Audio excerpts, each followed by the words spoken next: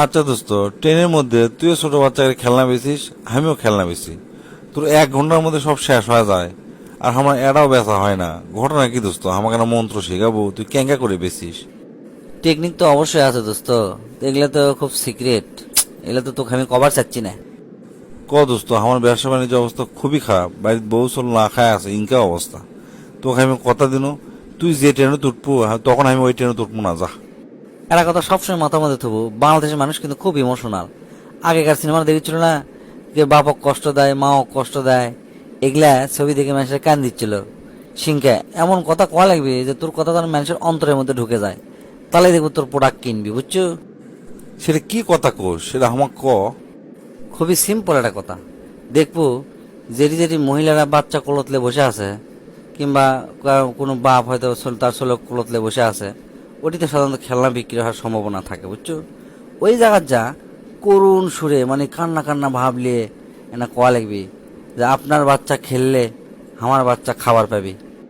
এই ডায়লগ করুণ সুরে 2-3 বার কবু, দেখবো যে 2-3টা বাচ্চা থাকলে যে কোনো বাচ্চার বাপ হোক মা হোক তোর কাছ থেকে আর খেলনা কিনে নিবি, বুঝছো? তো তোর দারুণ টেকনিক রে। আচ্ছা শোন, আর একটা কথা, তুইও চুলকানির মলম বেচিস, আমিও চুলকানির মলম বেচি।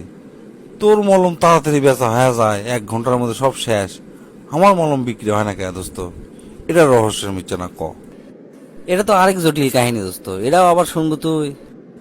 দোস্ত, তুই আমার ছোট কালের বন্ধু লোস। তোর বুদ্ধিতে যদি আমি দুটা মলম বেচতে পারি, আমারই উপকার হবে।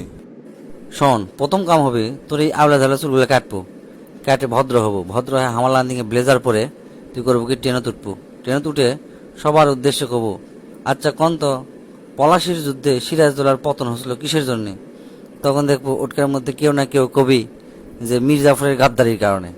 তখন তুই কব, না আপনাকে সবার ধারণা ভুল, সিরাজদৌলার পতন হয়েছিল অন্য এক কারণে। এই কথা যখন কব, তখন দেখবো মানুষের না আগ্রহ বাড়বি। ওর মধ্যে একজন কবি, ভাই কিসের জন্য কন্ত, সত্যি ইতিহাসটা কন্ত না। তখন তুই শুরু করে দেবো। এই গপ্প করার আগে একটা জিনিস খেয়াল দেবো, মলম কিন্তু বাইর করা দেবি না, মলম তুই লুকে দেবো, ঠিক আছে?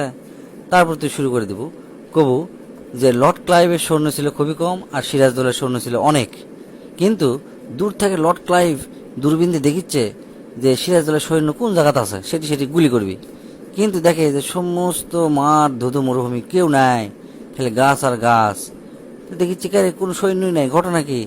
এই কথা কা দূরবীন দূরবীন দূরবীন যে থুয়ে দিবি, ঠিক তখনই দেখে এক গাছ লড়ে উঠছে। তখন ভালো মতো গাছের দিকে তাকে দেখে গাছ লড়ে উঠলো কৃষক, দেখে যে গাছের মধ্যে মধ্যে সবগুলি লুকে আছে। তখন লর্ড ক্লাইভ চিন্তা করছে, উড়ি শালা, এ তো আমরা গাছের নিচ দিয়ে গেলে উপর থেকে আমাকে গুলি করে মেরে ফেলে দিবি। তখন লর্ড ক্লাইভ করলো কি, দূর থেকে সেই কামান দিয়ে প্রত্যেকটা গাছে গাছে ব্রাশ ফায়ার গুলি বোম মেরে সবাক মেরে ফেলে দিয়ে সিরাজদৌল্লা পরাজয় করে ফেলে দিয়েছিল। তারপরে তুই এখন এই কথা কওয়ার পরে ট্রেনের লোকজনকে জিজ্ঞেস করবো, আচ্ছা বলেন তো ওই গাছটা কৃষক লড়ে উঠছিল? তখন দেখবো একজন অবাক হয়ে কবি, কিসের জন্য ভাই গাছ লড়ে উঠছিল? তখন তুই কবো, ওই গাছের যে লোক আসলো ওই লোকের হয়েছিল চুলকানি। চুলকানি তো শোনে, কথা শোনে না, তখন এই গাছ চুলকাবার লিছে, চুলকাতে চুলকাতে গাছ লড়ে উঠছে। আর তখনই লর্ড ক্লাইভ বুঝে ফেলে দিছে, তার মানে হচ্ছে চুলকানির জন্যই এত বড় সর্বনাশ আর এত বড় যুদ্ধের পরাজয় হয়ে গেছে, বুঝছেন?